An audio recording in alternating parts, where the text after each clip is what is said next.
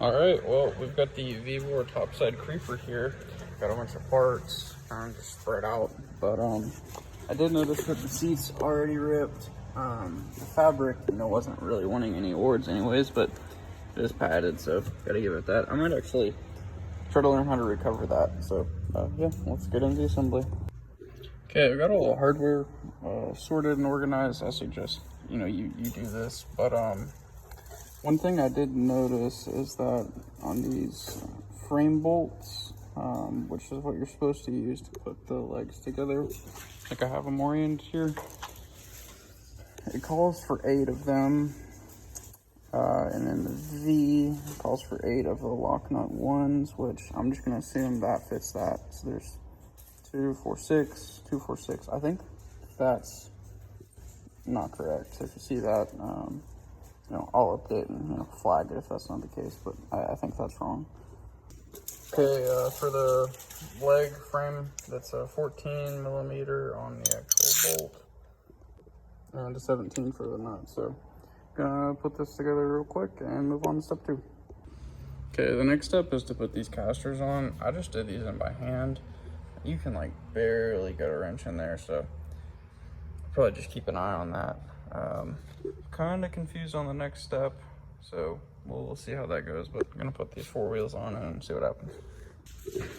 Okay, I've got the ladder part together.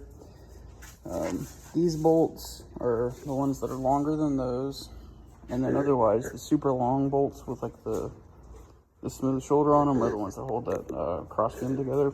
Now the easiest way to figure out how to put this ladder on is to have someone pull this piece up the actual steps, which I don't know why those are tight right now, but anyways, and then you basically just line up those holes with the other 2 frame nuts and bolts.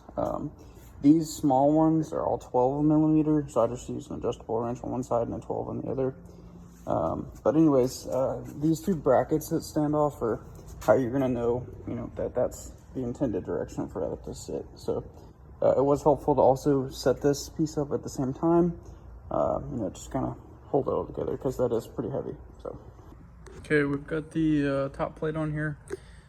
The lock nuts are actually 13 millimeter, with that being a 12. I just don't have a 13 out here in the process of moving out of the garage and into the shop. But anyways, the 12 did work on that, 13 worked on that, but I used an adjustable wrench. So anyways, I thought this angle was wrong, but it appears intentional, so I'm not gonna question it. Make sure and use these because otherwise this thing's really heavy. I also figured out the reason why it wouldn't move is because I accidentally tightened it down. So just do this from the beginning because, geez, man, I'd have my wife help me. It's a lot to contend with. So I'm not exaggerating. I'm just doing this right now. Okay, so that's locked. That is not locked. I'm not wearing any kind of special shoes or anything. So. I mean, then even now I'm taller than the hood, so pretty cool. Laying down, not too bad. It comes with this little bag thing here. I don't know how long I'd give this, but pretty cool nonetheless. So yeah. And I mean, just at this height, this is the lowest height setting, and this is a stock four-wheel drive 06. So I mean, I'm already over the engine, so that's gonna make a lot of things really nice. So if you're wondering what the heck all this is, be sure to subscribe. Got a video coming out kind of explaining all this, but we've got a lot of projects going on, so I'm sure you'll enjoy it. Thanks.